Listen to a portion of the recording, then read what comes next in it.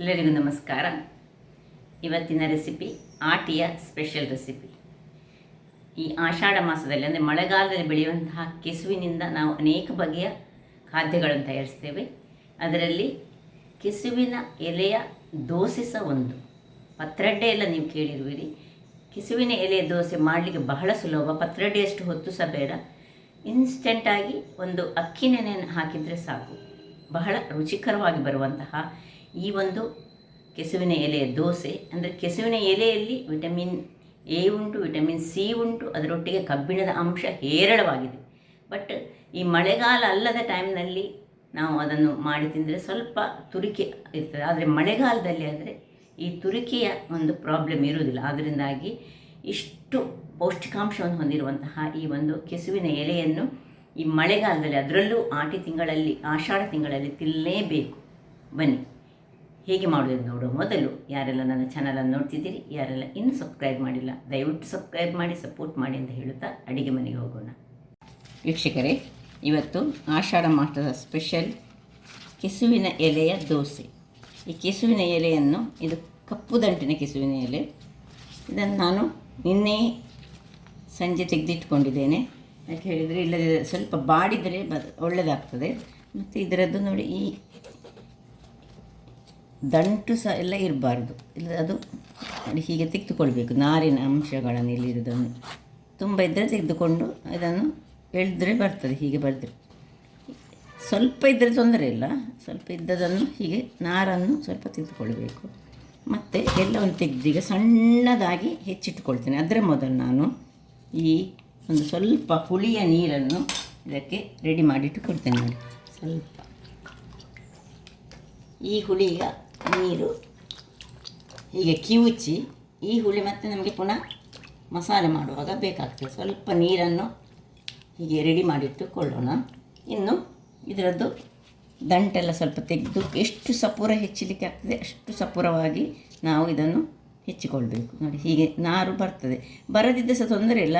ಅಷ್ಟೊಂದು ಇದು ಎಳತ್ತು ಎಲೆಗಳು ಹಾಗೆ ತಗೊಂಡ್ರೆ ಸಣ್ಣ ಸಣ್ಣ ಎಲೆಗಳನ್ನು ತೆಗೆದುಕೊಂಡು ಹೀಗೆ ಒಟ್ಟಿಗೆ ಇಟ್ಟುಕೊಂಡು ಹೀಗೆ ರೌಂಡ್ ಮಾಡಿಕೊಂಡು ಸಣ್ಣದಾಗಿ ಹೆಚ್ಚಿಟ್ಟುಕೊಳ್ಳೋಣ. ವೀಕ್ಷಕರೇ ನೋಡಿ, ಇಷ್ಟು ಸಪೂರದಲ್ಲಿ ಹೆಚ್ಚಿಟ್ಕೊಳ್ಬೇಕು. ಹಾಗಾದರೆ ಮಾತ್ರ ತುಂಬ ಚೆನ್ನಾಗಿ ಬರ್ತದೆ. ಸೊ ಈಗ ಏನೆಲ್ಲ ಸಾಮಗ್ರಿಗಳು ಬೇಕಂತ ಹೇಳ್ತೇನೆ. ನಾನು ಇದರಲ್ಲಿ ಒಂದು 150 ಗ್ರಾಮ್ಸ್ನಷ್ಟು ಅಕ್ಕಿಯನ್ನು ನೀರಿನಲ್ಲಿ ಹಾಕಿಟ್ಟಿದ್ದೇನೆ. 1/4 ಕಿಲೋ ಸಹ ಮಾಡ್ಕೊಳ್ಬೋದು, ಅಥವಾ ಅರ್ಧ ಕಿಲೋದಲ್ಲಿ ಸಹ ಮಾಡ್ಕೊಳ್ಬೋದು. ನಿಮಗೆ ನೀವು ಎಷ್ಟು ಮಂದಿ ಇದ್ದರೆ ಅದರ ಪ್ರಕಾರ ಹಾಕ್ಕೊಳ್ಳಿ. ಇಲ್ಲಿ ನಾನು ಈ ಸೈಜಿನ ನೋಡಿ, ಈ ಸೈಜಿನ 10 ಎಲೆಗಳನ್ನು ತೆಗೆದುಕೊಂಡಿದ್ದೇನೆ. ಸೊ 10 ಎಲೆಯನ್ನು ಒಳ್ಳೆ ರೌಂಡ್ ಮಾಡಿ ಹೀಗೆ ಕಟ್ ಮಾಡಿಕೊಂಡದ್ದು.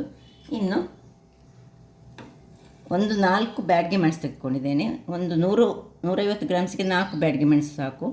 ಮತ್ತು ಅರ್ಧ ಕೆ ಜಿ ಎಲ್ಲ ಮಾಡುವಾಗ ಹೆಚ್ಚು ಮಾಡಿಕೊಳ್ಬೇಕು. ಸ್ವಲ್ಪ ಈ ಒಂದು ಬೆಲ್ಲ, ಒಂದು ಅರ್ಧ ಚಮಚ ಜೀರಿಗೆ, 1 ಚಮಚ ಕೊತ್ತಂಬರಿ ಸೊಪ್ಪು, ಸ್ವಲ್ಪ ಹಿಂಗೆ ಇಟ್ಕೊಂಡಿದ್ದೇನೆ. ಇಲ್ಲೀಗ ಸ್ವಲ್ಪ ಬಿಸಿ ಆಗಲಿಕ್ಕೆ ಕಾವಲಿ ಇಟ್ಕೊಂಡಿದ್ದೇನೆ. ಅದರಲ್ಲಿ 1 ಚಮಚದಷ್ಟು ನಮಗೆ ಈ ಉದ್ದಿನ ಬೇಳೆಯನ್ನು ಸ್ವಲ್ಪ ಫ್ರೈ ಮಾಡಿಕೊಡ್ತೇನೆ.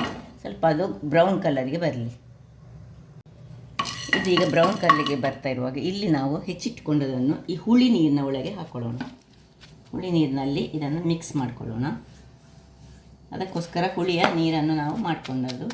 ಹುಳಿ ನೀರಿನಲ್ಲಿ ಅದ್ದಿಟ್ಟುಕೊಳ್ಳೋಣ ಇದನ್ನು. ಮತ್ತು ಅದಕ್ಕೆ ಚೂರು ಈಗ ಉಪ್ಪನ್ನು ಸಹ ನಾನು ಹಾಕ್ಕೊಳ್ತಿದ್ದೇನೆ.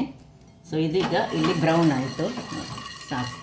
ಇದು ಇಷ್ಟಾದರೆ ಸಾಕು. ಇದನ್ನು ಆಫ್ ಮಾಡ್ಕೊಳ್ಳೋಣ. ಇದು ಮುಳುಗಿ ಇರಲಿ ಈ ಹುಳಿ ನೀರಿನಲ್ಲಿ. ಇಲ್ಲೀಗ ನಾವೊಂದು ಮಿಕ್ಸರ್ ಗ್ರೈಂಡರನ್ನು ತೆಗೆದುಕೊಂಡು ಇದರಲ್ಲಿ ಅಕ್ಕಿ ಮತ್ತು ಏನೆಲ್ಲ ನಾವು ಇಲ್ಲಿ ತೆಗೆದುಕೊಂಡಿದ್ದೇವೆ ನೋಡಿ, ಬ್ಯಾಡ್ಗೆ ಮೆಣಸು, ಬೆಲ್ಲ, ಜೀರ ಮತ್ತು ಕೊತ್ತಂಬರಿ, ಒಂದು ಆಗ ಹುಳಿಯ ನೀರನ್ನು ಮಾಡಿದ್ದೇವೆ ಅದೇ ಹುಳಿಯನ್ನು ನಾನೀಗ ಯೂಸ್ ಮಾಡ್ತಿದ್ದೇನೆ. ಒಂದಿಷ್ಟು ಹುಳಿ, ಒಂದು ಸಣ್ಣ ನಿಂಬೆ ಗಾತ್ರದ ಬೇಕು, ಹಳದಿ, ಮತ್ತು ಇದು ಹಿಂಗನ್ನು ಮತ್ತೆ ಮಸಾಲೆ ಮಾಡಿದ ಮೇಲೆ ಸಹ ಹಾಕ್ಬೋದು, ಈಗ ಸಹ ಹಾಕ್ಕೊಳ್ಬೋದು, ಹೇಗೆ ಸಹ ಆಗ್ತದೆ. ನಿಮ್ಮ ಇಷ್ಟ. ಈಗ ಇದಕ್ಕೆ ಸ್ವಲ್ಪ ನೀರನ್ನು ಹಾಕ್ಕೊಂಡು ನಾವು ಇದನ್ನು ಒಳ್ಳೆ ಫೈನಾಗಿ ಗ್ರೈಂಡ್ ಮಾಡಿಕೊಳ್ಳೋಣ. ಅದರೊಟ್ಟಿಗೆ ಇದನ್ನು ಸಹ ಹಾಕ್ಕೊಳ್ಬೇಕು. ಸೊ ಗ್ರೈಂಡ್ ಮಾಡಿ ತರ್ತೇನೆ. ಮುಕ್ಕಾಲು ಗ್ರೈಂಡ್ ಆಗುವಾಗ ಈಗ ಸಾಧಾರಣ ಒಂದು 50-60 ಗ್ರಾಮ್ಸ್ನಷ್ಟು ಈ ತೆಂಗಿನ ತುರಿ, ಫ್ರೆಶ್ ತೆಂಗಿನ ತುರಿ ಬೇಕು. ಇದಕ್ಕೆ ಹಾಕ್ಕೊಂಡು ಇದನ್ನು ಒಳ್ಳೆ ಫೈನಾದ ಪೇಸ್ಟ್ ಮಾಡ್ಕೊಂಡು ಬರ್ತಿರ್ತೇನೆ. ವೀಕ್ಷಕರೇ ನೋಡಿ, ಒಳ್ಳೆ ಫೈನಾದ ಒಂದು ಬ್ಯಾಟರ್ ರೆಡಿ ಆಯಿತು. ಈಗ ಇದಕ್ಕೆ ಮಿಕ್ಸ್ ಮಾಡ್ಕೊಳ್ಳೋಣ.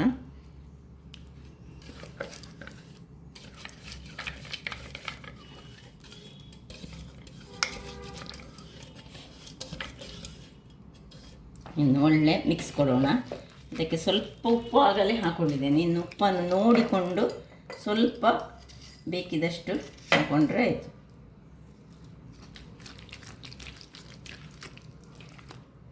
ನೋಡಿಕೊಂಡು ಹಾಕಿದ್ರೆ ಉಪ್ಪು ಕರೆಕ್ಟಾಗಿ ಬರಬೇಕು. ಉಪ್ಪು, ಹುಳಿ, ಖಾರ 2 ಸರಿ ಇದ್ದರೆ ಮಾತ್ರ ಯಾವುದು ಸಹ ಕರೆಕ್ಟಾಗಿ ಬರುತ್ತೆ.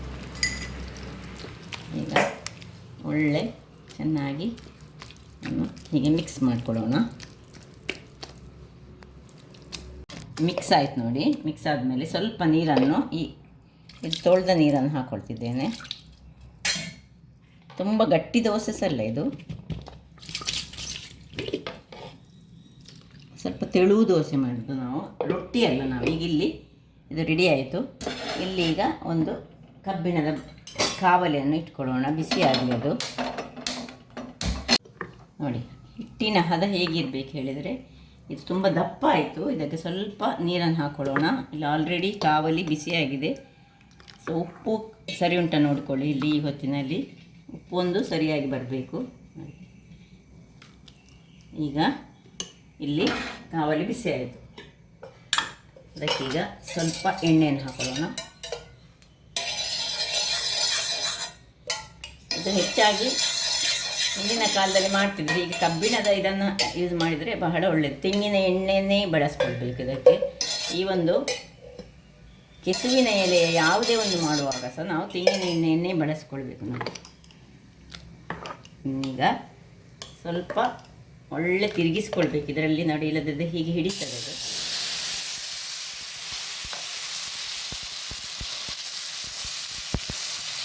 ಎಷ್ಟು ತೆಳು ಎಳಿಲಿಕ್ಕೆ ಆಗ್ತದೆ ಅಷ್ಟು ತೆಳು ಎಳೆದುಕೊಳ್ಳಿ.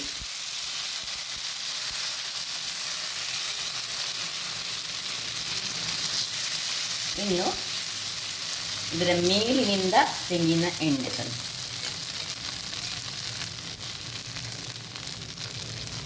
ಹಾಕಿ ಮುಚ್ಚಳವನ್ನು ಮುಚ್ಚಿಕೊಳ್ಳೋಣ.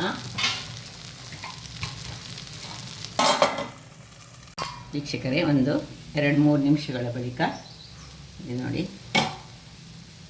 ಇದು ಸೈಡ್ಸ್ ಎಲ್ಲ ಕಾದಿದೆ ಅಂತ ನೋಡಬೇಕು. ಇನ್ನೂ ಸಹ ಆಗಲಿಲ್ಲ ನೋಡಿ. ಸ್ವಲ್ಪ ಸೈಡ್ಸನ್ನು ಹೀಗೆ ಬಿಡಿಸಿ ಕೊಡ್ಕೊಳ್ಬೇಕು.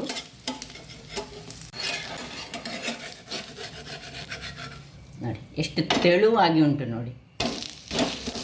ಕಲರ್ಫುಲ್ಲಾಗಿ ಸಹ ಉಂಟು. ಮತ್ತು ಆರೋಗ್ಯಕ್ಕಂತೂ ಈ ಆಷಾಢ ತಿಂಗಳಲ್ಲಿ ಇದೇ ರೀತಿಯಾಗಿ ಏನಾದರೊಂದು ಈ ಕೆಸುವಿನ ಎಲೆಯಿಂದ ಮಾಡಿ ತಿನ್ನಬೇಕು. ನಾನು ಮೊನ್ನೆ ಕೆಸುವಿನ ಇದೇ ಕಪ್ಪು ದಂಟಿನಿಂದ ಮಾಡಿದ್ದೇನೆ. ಇವತ್ತು ಅದರದ್ದು ಕಪ್ಪು ಎಲೆಯಿಂದ ಮಾಡ್ತಿದ್ದೇನೆ. ನೋಡಿ, 1-2 ನಿಮಿಷ ಹೀಗೆ ಕಾಯಲಿ. ವೀಕ್ಷಕರೇ ನೋಡಿ, ರೆಡಿ ಆಯಿತು. ಪರಿಮಳ ಅಂತೂ ಬಹಳ ಚೆನ್ನಾಗಿ ಬರ್ತಾ ಉಂಟು. ಅದೇ ರೀತಿ ಪುನಃ ಇಲ್ಲಿ ಉರಿಯನ್ನು ಸ್ವಲ್ಪ ದೊಡ್ಡದು ಮಾಡಿಕೊಳ್ಳಿ.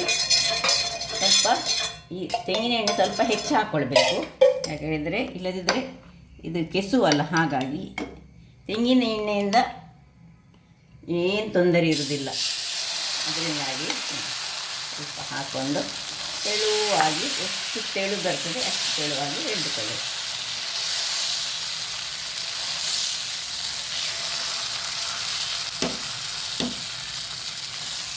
ಇನ್ನು ಎಣ್ಣೆಯನ್ನು ಹಾಕ್ಕೊಂಡು ನಾವು ಇದರ ಮೇಲೆ ಒಳ್ಳೆ ಎಷ್ಟು ಎಣ್ಣೆ ಬೇಕು, ಕಡಿಮೆ ಬೇಕಿದ್ರೆ ಕಡಿಮೆ, ಹೆಚ್ಚು ಬೇಕಿದ್ರೆ ಹೆಚ್ಚನ್ನು ಹಾಕ್ಕೊಂಡು ಮುಚ್ಚಳವನ್ನು ಮುಚ್ಚಿಕೊಂಡು ಬೇಯಿಸ್ಕೊಳ್ಳೋದು. ನೋಡಿ ಎಷ್ಟು ಕಲರ್ಫುಲ್ಲಾಗಿ ಉಂಟು ನೋಡಿ.